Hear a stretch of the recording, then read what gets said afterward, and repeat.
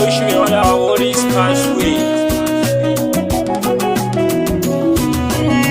Na shiga yanayi wai yau yaya zan yi ne, waya fi laifi ita ce ko ne ko ba na amsa masoyana.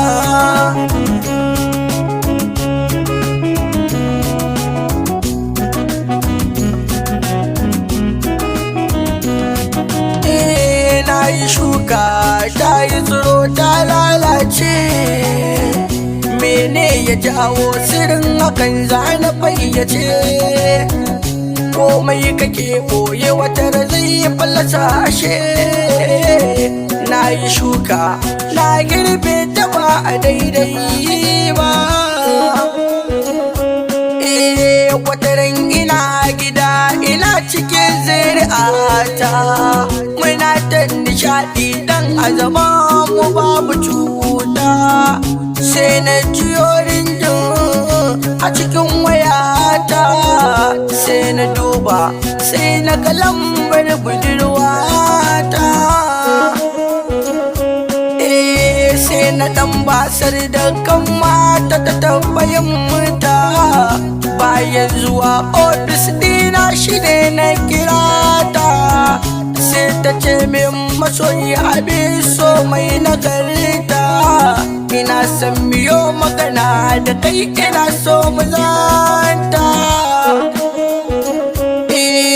Ta ce min ina son tafiya nan da kwana 3 ne, da kai ne nake son tafiyar masoyi kalamince ne. Sai na nuna mata banda kuɗi ni abuna ne, shi ne ta ce ta ɗau nauyi har na gida ne.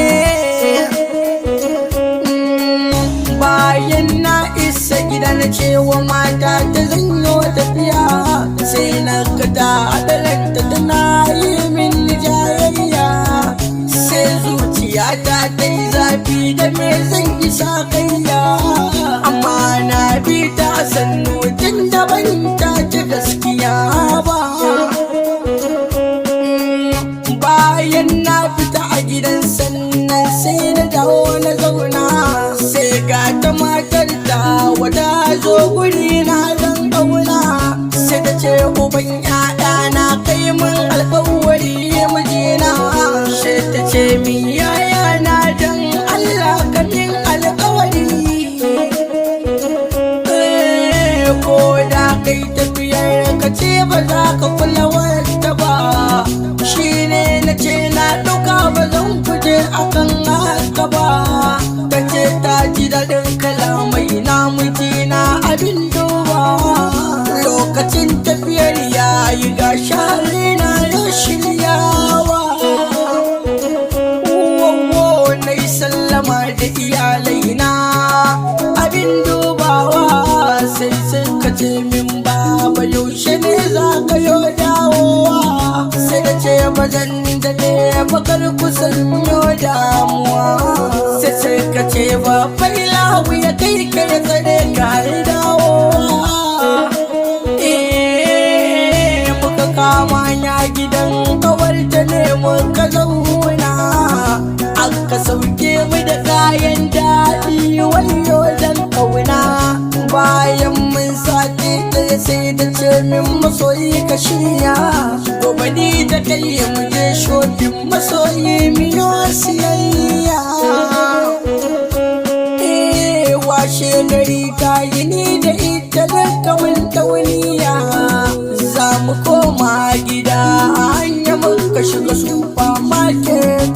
Mun shiga mun fito mun zauna muna zannutawa, mun zauna sai na ga matar ta wata yi shigowa.